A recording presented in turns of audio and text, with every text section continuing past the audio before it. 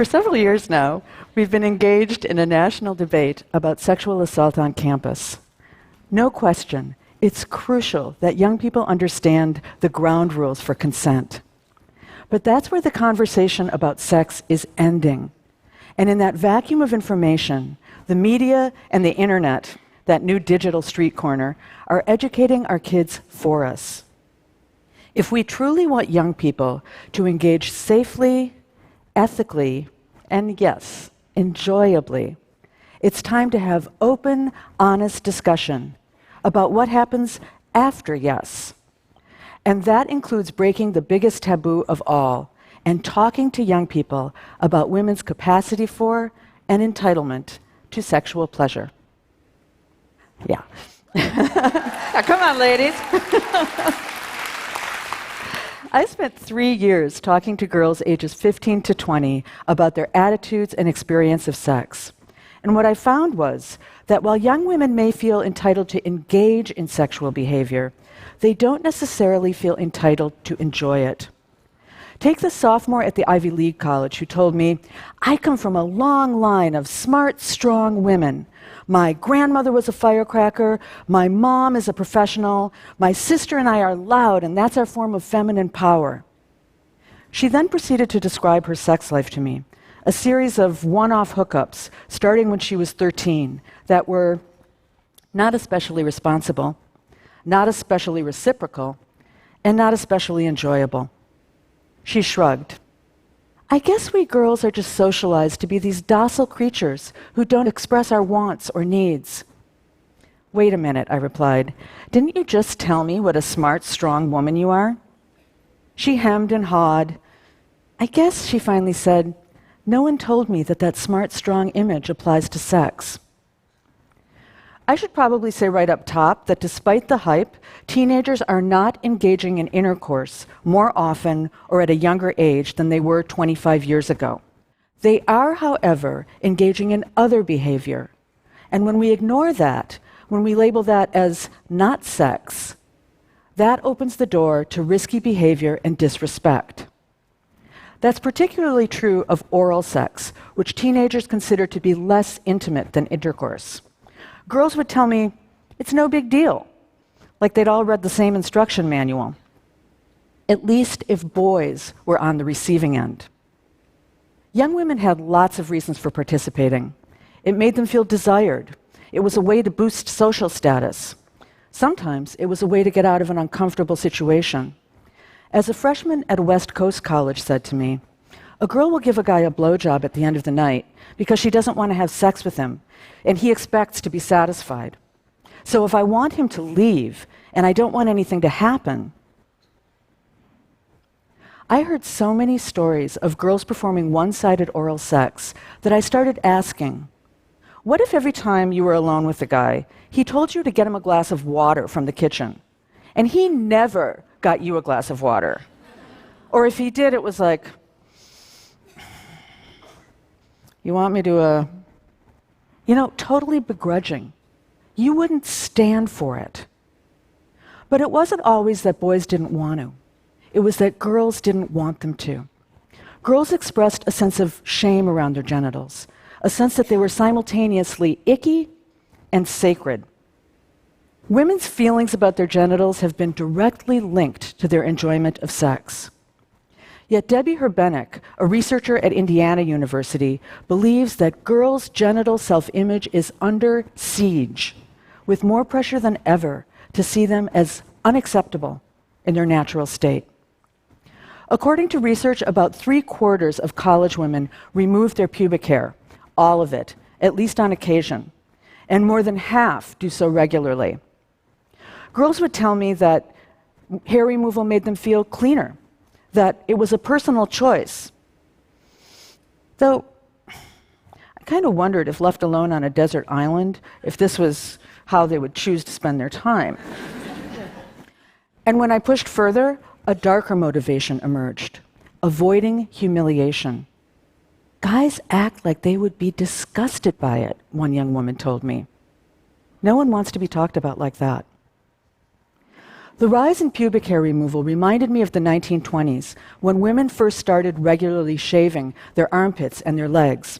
That's when flapper dresses came into style, and women's limbs were suddenly visible, open to public scrutiny.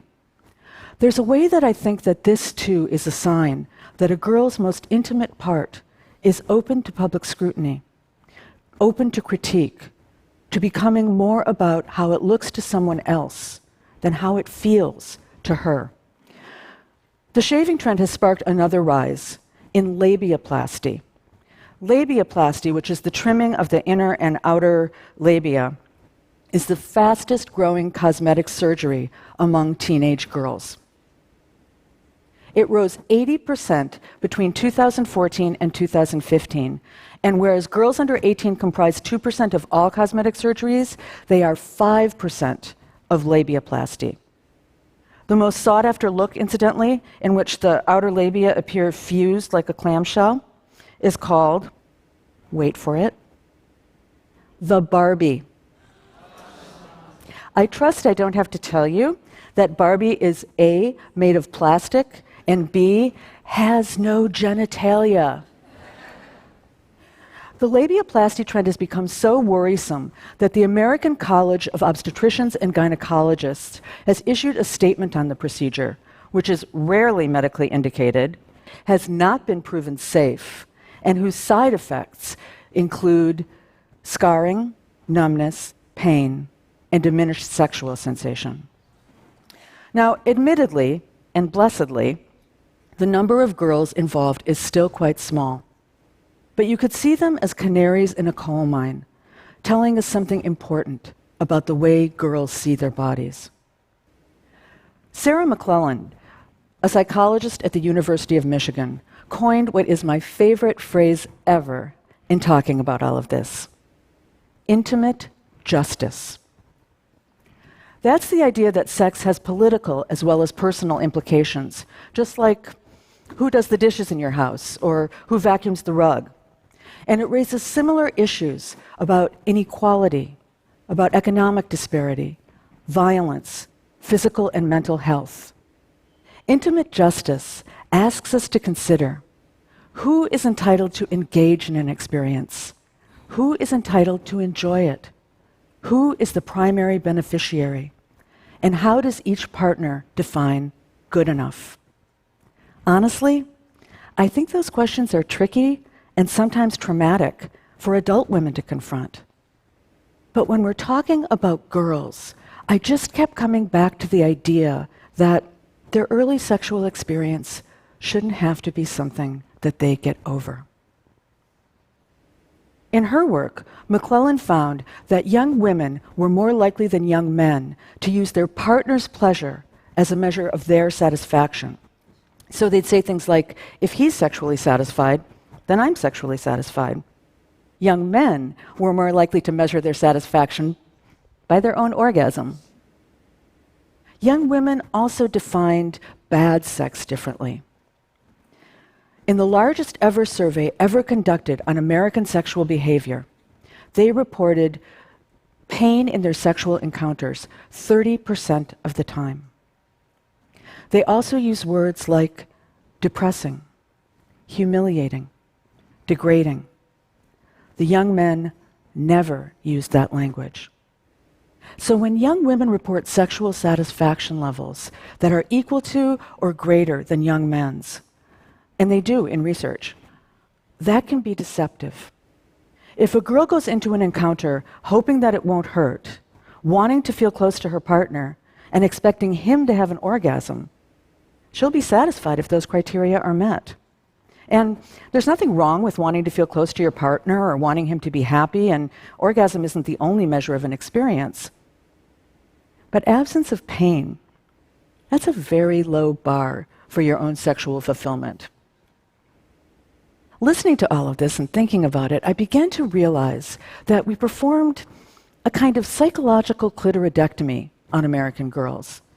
Starting in infancy, parents of baby boys are more likely to name all their body parts. At least they'll say, here's your pee-pee. Parents of baby girls go right from navel to knees, and they leave this whole situation in here unnamed. There's no better way to make something unspeakable than not to name it. Then kids go into their puberty education classes, and they learn that boys have erections and ejaculations, and girls have periods and unwanted pregnancy. And they see that internal diagram of a woman's reproductive system, you know, the one that looks kind of like a steer head. And it always grays out between the legs. So we never say vulva. We certainly never say clitoris. No surprise, fewer than half of teenage girls aged 14 to 17 have ever masturbated. And then they go into their partnered experience. And we expect that somehow they'll think sex is about them, that they'll be able to articulate their needs, their desires, their limits. It's unrealistic. Here's something, though. Girls' investment in their partner's pleasure remains regardless of the gender of the partner. So in same-sex encounters, the orgasm gap disappears, and young women climax at the same rate as men. Lesbian and bisexual girls would tell me that they felt liberated to get off the script, free to create an encounter that worked for them. Gay girls also challenged the idea of first intercourse as the definition of virginity. Not because intercourse isn't a big deal, but it's worth questioning why we consider this one act, which most girls associate with discomfort or pain, to be the line in the sand of sexual adulthood, so much more meaningful, so much more transformative than anything else. And it's worth considering how this is serving girls, whether it's keeping them safer from disease, coercion, betrayal, assault, whether it's encouraging mutuality and caring, what it means about the way they see other sex acts, whether it's giving them more control over and joy in their experience, and what it means about gay teens who can have multiple sex partners without heterosexual intercourse. So I asked a gay girl that I met, "How'd you know you weren't a virgin anymore?" She said she had to Google it. And Google wasn't sure. She finally decided that she wasn't a virgin anymore after she'd had her first orgasm with a partner. And I thought, whoa. What if, just for a second, we imagined that was the definition? Again, not because intercourse isn't a big deal, of course it is, but it isn't the only big deal. And rather than thinking about sex as a race to a goal, this helps us reconceptualize it as a pool of experiences that include warmth, affection, arousal, desire, touch, intimacy. And it's worth asking young people, who's really the more sexually experienced person? The one who makes out with a partner for 3 hours and experiments with sensual tension and communication? Or the one who gets wasted at a party and hooks up with a random in order to dump their virginity before they get to college? The only way that shift in thinking can happen, though, is if we talk to young people more about sex, if we normalize those discussions, integrating them into everyday life, talking about those intimate acts in a different way, the way we mostly have changed in the way that we talk about women in the public realm. Consider a survey of 300 randomly chosen girls from a Dutch and an American university, two similar universities, talking about their early experience of sex. The Dutch girls embodied everything we say we want from our girls.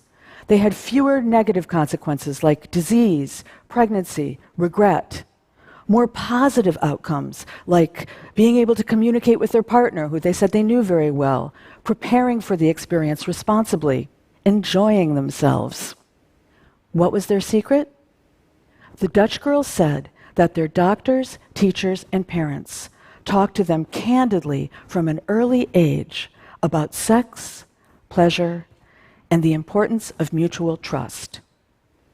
What's more, while American parents weren't necessarily less comfortable talking about sex, we tend to frame those conversations entirely in terms of risk and danger. whereas Dutch parents talk about balancing responsibility and joy. I have to tell you, as a parent myself, that hit me hard, because I know, had I not delved into that research, I would have talked to my own child about contraception, about disease protection, about consent because I'm a modern parent, and I would have thought, job well done. Now I know that's not enough. I also know what I hope for our girls. I want them to see sexuality as a source of self-knowledge, creativity, and communication, despite its potential risks. I want them to be able to revel in their body's sensuality without being reduced to it. I want them to be able to ask for what they want in bed and to get it. I want them to be safe from unwanted pregnancy, disease, cruelty, dehumanization, violence. If they are assaulted, I want them to have recourse from their schools, their employers, the courts. It's a lot to ask, but it's not too much.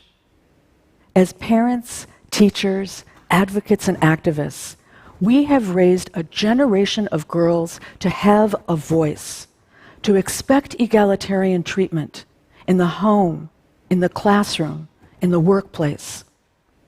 Now it's time to demand that intimate justice in their personal lives as well. Thank you.